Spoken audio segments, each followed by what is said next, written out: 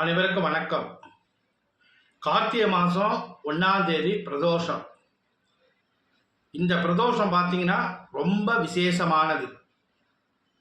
17/11/2025 திங்கட்கிழமை. ஏன் இந்த பிரதோஷம் ரொம்ப விசேஷமானது அப்படின்னு கேட்டிங்கன்னா, சோமவாரம் பிரதோஷம். திங்கட்கிழமை சனிக்கிழமை வர்ற பிரதோஷம் ரொம்ப விசேஷமானது. ரெண்டாவது பார்த்தீங்கன்னா கார்த்திகை 1. இன்னொன்று பார்த்தீங்கன்னா திங்கட்கிழமை பிரதோஷம், கார்த்திகை 1ஆம் தேதி. இது எல்லாமே 3ஆக வர்றதுனால இந்த பிரதோஷம் விரதம் இருந்து கோயிலுக்கு போகிறது ரொம்ப விசேஷமான நல்ல பலனை கொடுக்கும்.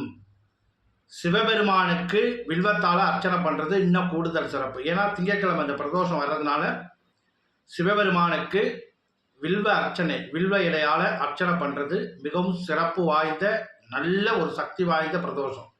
அதனால் கண்டிப்பாக என்ன பண்ணுறீங்க அப்படின்னா, இந்த பிரதோஷம் தவற விடாமல் எல்லாரும் கோயிலுக்கு போங்க. பிரதோஷம் முக்கியமாக விரதம் இருங்க. கார்த்திகை 1ஆம் தேதி வர்றதுனால விரதம் இருந்து சிவன் கோயிலுக்கு போயிட்டு சிவபெருமானுக்கு வில்வ இலையால் அர்ச்சனை பண்ணி தீபம் ஏற்றுதல் நல்ல சிறப்பான பலனை கொடுக்கும். நினைத்த காரியத்தை நிறைவேறும்.